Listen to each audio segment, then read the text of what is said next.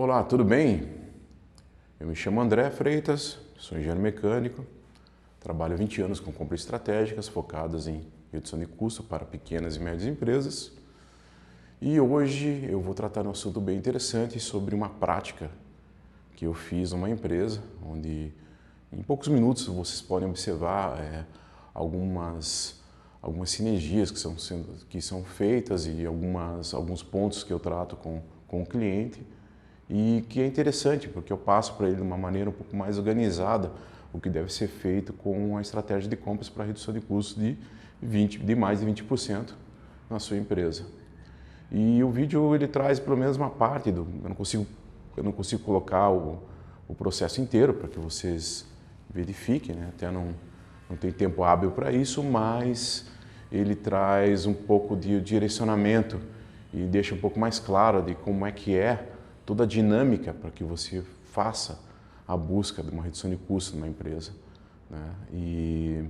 E também é interessante falar também que isso também de certa forma, como eu tinha falado antes, é uma sinergia, porque tem que ter 50% e 50%. Né? Por que 50%? 50% da minha parte, que é toda a parte de metodologia, desenvolvimento, e 50% do cliente que realmente quer agregar aquilo para trazer benefício para a sua empresa. Então, esse vídeo é bem interessante, eu dou várias sugestões e algumas ideias para que ele possa implementar. E é um vídeo interessante porque ele traz bastante conteúdo nesse sentido, né? Conteúdo e prática também. Então, acho que é interessante vocês verificarem o vídeo, olharem, visualizarem. Então, vamos lá, aproveite bastante. Tá, a gente fez uma análise geral dos insumos que são utilizados na empresa, que são utilizados diretamente para a confecção dos produtos que são enviados aos clientes.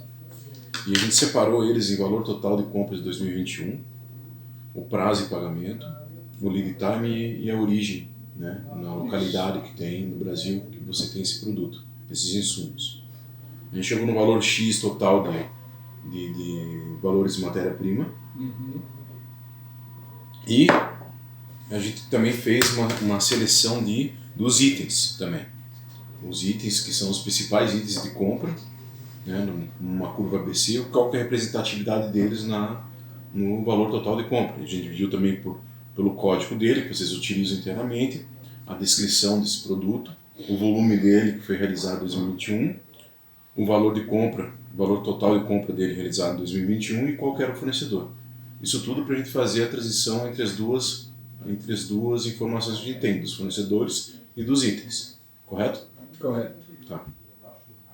Nessa ideia, o que a gente fez? A gente fez uma referência em relação ao preço que a gente tinha em 2021 para começar a analisar os preços de 2022. Isso. Porque tudo aquilo que a gente vai ter que fazer em relação à análise de ganho ou perda, você tem que ter uma referência do ano anterior. Lembra? Lembro. Então isso tudo a gente tem que fazer de uma forma mais direta. Tá. Outra coisa que eu te expliquei para você é em relação ao poder de compra, em relação ao que ele impacta na margem de lucro. Né? Ele tem uma situação reversa aí, que se a gente consegue reduzir o custo da compra, a gente consegue aumentar a margem de lucro. Isso é fato em relação à estabilidade da empresa. Né? E daí a gente dividiu em vários itens, várias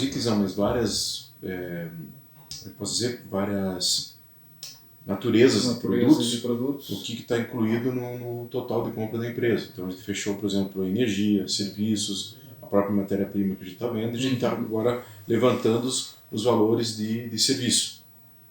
Certo? Outra coisa, acabei esquecendo, outra coisa que também você focou também, que você está normalmente solicitando aos fornecedores, é prazo de pagamento, não é? Isso. Teve alguns aumentos, não teve? Teve alguns aumentos consideráveis. Aumentou tipo eu vi alguns lá que aumentou de 30 para 60. Sim, 30 para 60, de 30 para 49, bem significativo. Por que isso? A gente começou também por causa do ciclo financeiro. Então, se você tiver um prazo que seja bem extenso, porque normalmente o prazo do teu cliente é um prazo curto, é um prazo mais longo para você receber o pagamento dele, você tem que também, em contrapartida, ter um prazo longo também do pagamento para fornecedor. para você ter isso para ganhar sustentabilidade também. Tá? E daí, então, agora, o que a gente vai fazer mais tarde? Quer perguntar alguma coisa? Não. Por enquanto. O que a gente vai fazer mais tarde, que eu não falei para você, a gente vai ter que começar a ver qual vai ser o percentual de matéria-prima para os produtos, qual o percentual que vai ser de infraestrutura, qual vai ser o percentual de parte de escritório também, e o percentual da parte de serviço, para a gente ter uma noção do que tem representatividade de cada área no total de compras. Entendi. Tá? A gente começou com os insumos porque era uma coisa que você já tinha um pouco mais de familiaridade com ela. Então ficou mais fácil. Tudo aquilo que você começa a fazer, você tem mais familiaridade, mais contato diário, é mais fácil você fazer um desenvolvimento. Sim. Né? Agora a gente está indo para serviços que é totalmente um pouco mais diferente, em função de você não ter você tem até um valor específico de referência, mas é diferente. Você tem, como você está vendo a questão a gente começou a verificar uma questão específica de vale alimentação, né? De vale refeição, de combustíveis, que você começou a verificar que tinha a possibilidade de você centralizar isso num fornecedor só. Correto. Né? Centralizando isso no fornecedor só, você começa a ter mais força na tua negociação. Né? Porque você vai conseguir resolver vários problemas que você tem se você tratando eles individualmente. Entendeu? Então, você centralizando ele num fornecedor só, você consegue mais controle naquilo que você está comprando de serviço deles. Sim. Não sei se está claro. Sim, bem claro. Então, isso vai ser muito interessante para você agora, essa tua tratativa que você fez em relação a uma busca de certa forma, uma otimização que você está fazendo na tua cabeça, pelo menos, entende? Você está pegando, por exemplo, 3 ou 4 itens de serviço, transformando em um só e ainda conseguindo uma redução de custo nisso. Uma melhoria de uma condição de comercial ou até mesmo uma melhoria até na qualidade também do serviço. Entendi. Né? Então isso impacta muito mais coisas que só o preço também. Como você disse, em alguns serviços eles ganham em função até do percentagem do cartão, né? Explica melhor isso daí. É uma... Não precisa dizer o nome. Não vou falar o nome. As empresas não ganham quando fecha, por exemplo, com a empresa A ou com a empresa B. Ele ganha quando o usuário usufrui daquele cartão. Aí ele vai ganhar como se fosse uma taxa de um cartão de crédito qualquer outro. Tá, e explica para mim como é que foi o teu pensamento em relação à estratégia de negociação. Isso é legal até para saber para onde que foi o teu... Seguimos com a linha de raciocínio de redução de custos sempre e buscando parceiros que não influenciassem isso no meu caixa, não tivesse essa influência. Então hoje nós temos já alguns parceiros visando já com uma visão bem ampla e que nós iremos ter todos os nossos benefícios que é disponibilizado para os nossos colaboradores será feito em um só cartão. E isso custo zero para a empresa. Ótimo. Você também fez algumas visitas para os investidores de São Paulo, né? Correto. Para buscar outras alternativas dos itens que a gente tem mais representatividade na estrutura de custo dos produtos da empresa. E eu achei interessante porque você conseguiu ver alguns produtos que foram bem... Você tem um potencial aí de redução bem significativa em função de uma nova negociação que você está realizando. Negociações, eu costumo dizer que negociações olho no olho ela é diferente de negociações por telefone. Então a nossa viagem a São Paulo foi justamente buscar uma nova alternativa dentro daquilo que nós já utilizamos. E as negociações foram bem sucedidas. Ótimo.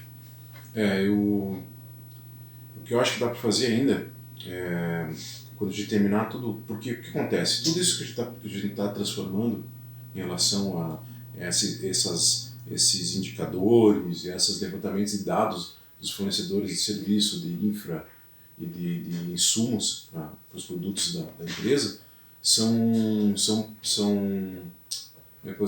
estruturas de base, um esboço, para que mais tarde você consiga implementar em qualquer sistema que você tiver. O sistema aqui é TOTS. É TOTS, correto. Então, esse modelo que você faz de análise e de monitoramento, você consegue aplicar isso depois no sistema. Porque não é tão complexo. Ele tem uma parte mais trabalhosa, que é você fazer o levantamento de dados. Fazer o levantamento de dados, você analisar o que você vai focar ou não no teu estudo e aquilo que vai ser representativo para você buscar a negociação.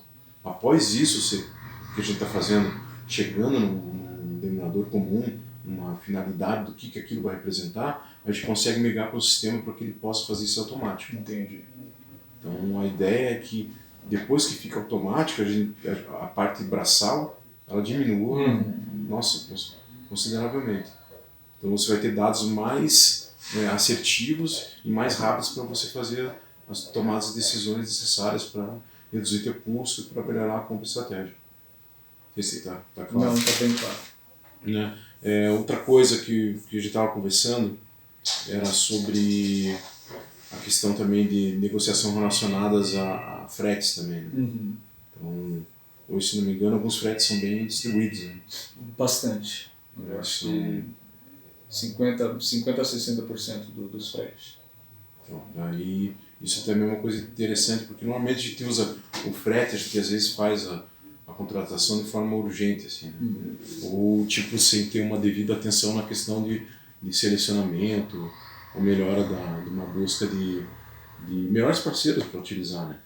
Então eu acho interessante a gente focar depois em uma estratégia, um estudo um pouco mais apurado nos fretes que vão ser realizados e que já foram realizados para a gente chegar em algumas decisões em comum para ter benefício para a empresa. Legal. Tá. Então, outra coisa que a gente conversou normalmente quando você faz o que aconteceu agora com o fornecedor, que eu não vou dizer o nome, com o fornecedor que você fez o desenvolvimento agora para substituir ele, né, futuramente, normalmente você não corta o fornecedor de uma vez por todas, aquele que está sendo substituído. Sim. Normalmente você faz um mix. Isso, corretamente. Normalmente, quando o preço é bem significativo, o ganho, você faz um mix de 70% a 30%. Quando você fizer um mix de 70% a 30%, você já tem uma ideia daquilo como que o fornecedor que você substituiu vai se comportar ao longo da negociação de vocês e ao longo do fornecimento dele. E o outro você não deixa morrer também, para que ele tenha ideia também que baixou o volume dele de compras, mas também foi em função de alguma negociação ou em função também de não ter atendido a tua expectativa de custos. Tá? Então isso pode acontecer, isso é normal acontecer. Tá? Legal. Então o que a gente vai ter que fazer agora? A gente já terminou, de certa forma, a planilha de insumos. A gente vai focar agora na planilha de serviços. A planilha de serviços, a gente vai ter que ver agora uma situação que a gente consiga deixar ela mais prática possível. Né? O que eu acho interessante fazer no que você tem aqui? Você fazer primeiro, você fazer um ABC. Eu acho que dá para fazer duas coisas aí. Esse estudo que você está fazendo, que é um estudo a gente falou que tinha que fazer por blocos, né? Isso. Por blocos de serviços, para ver o que a gente está gastando. Isso. E o outro, eu acho, realmente dá para você fazer um ABC mesmo geral de fornecedores, para a gente ter uma ideia. Entendi. Entendeu? Eu não tinha te falado isso. Então, o que eu acho? Faz esse daqui, tá certo, porque ele tá focado em blocos aqui. Ó. Correto. Então, você tem alimentação, você tem assinatura, mensalidades, anuidades. Correto. Você tem assistência médica, você tem os combustíveis dos veículos, né, custeioria jurídica, etc. Está tudo aqui de acordo com cada natureza. Está muito bem organizado. Está claro isso, para mim está claro.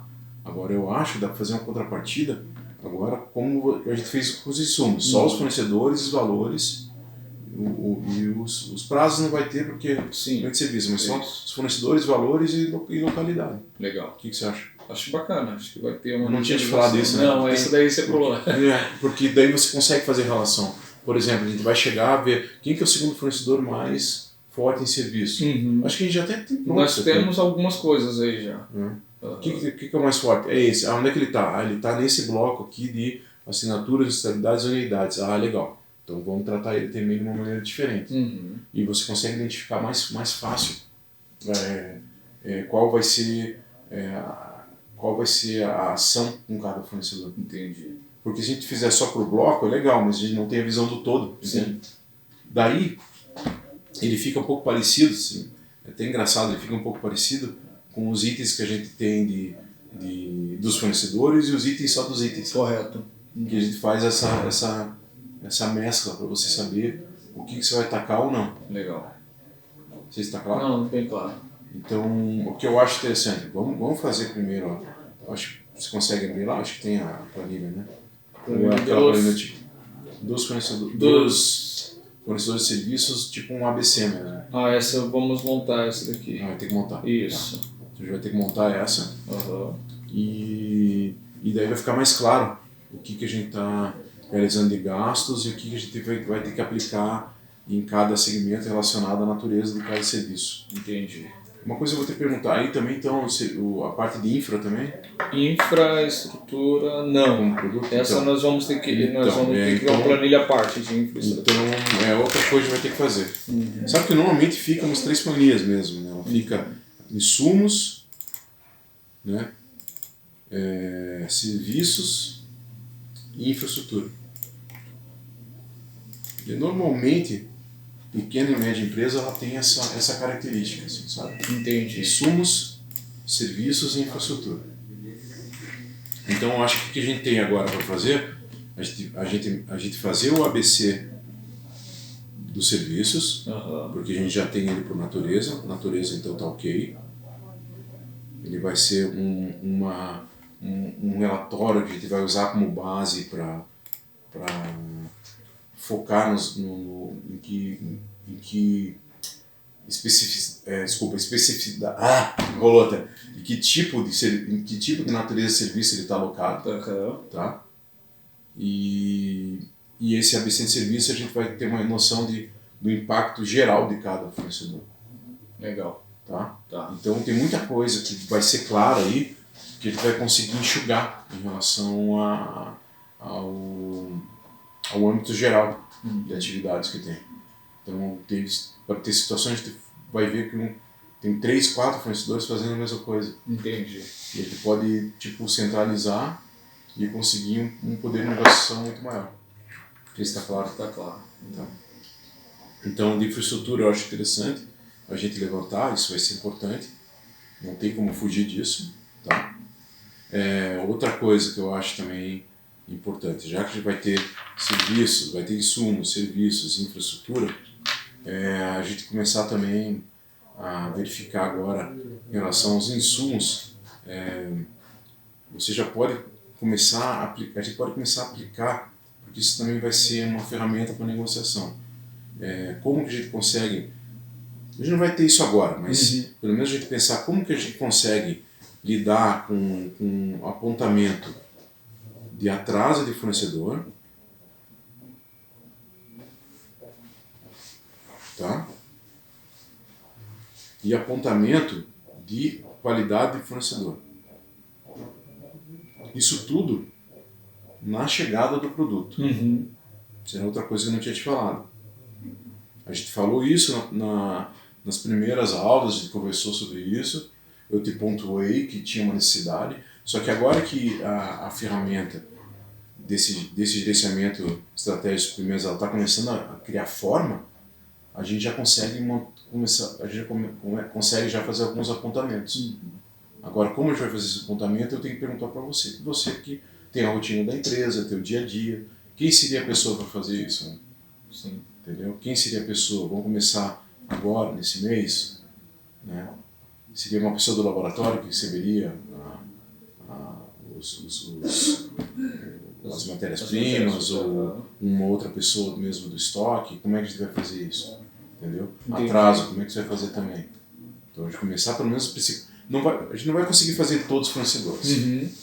Se eu falar para você, vamos fazer todos os fornecedores, não tem como isso. Isso hoje em dia, como a gente está desenvolvendo, ele é bastante difícil você fazer um apontamento de todos os fornecedores. Mas vamos pegar os 10 principais, entendeu? Sim. Então, por exemplo, você vai ter os 10 principais, que vão ser que vão ser os principais que causam impacto na estrutura de custo e fornecimento, a gente vai ter uma medição relacionada a isso, qualidade e atraso. Entendeu? Entendi. Porque isso aqui ele vai focar para você em relação à qualidade e atraso e preço também do que eles têm de aumento. Entendeu? Então você vai conseguir focar, o cara só te dá aumento, só te atrasa e tem uma qualidade. Então tem que ser analisado isso. Agora o fornecedor ele te traz uma melhor condição comercial sempre. Não atrasa e tem uma boa qualidade, um fornecedor que ele deve ser bem visto, ele deve ser reconhecido pelo trabalho que ele está fazendo. Concorda comigo? Concordo. Então a gente conseguir priorizar isso. O fornecedor não te atende, a gente tem que pegar e pontuar. Olha fornecedor, está aqui teu problema, você está tendo atraso comigo, você está tendo qualidade e ainda por cima eu não tenho uma condição comercial devida com você. Isso tem que ser analisado. Como também aquele que faz o trabalho certo tem que ser reconhecido. Então são duas situações que a gente tem que analisar. Por que eu trouxe isso agora? Porque eu acho que agora é uma hora que dá para começar a fazer um estágio embrionário disso. Começar a gestão disso, de a gente começar a analisar quem a gente vai começar a pontuar. Né?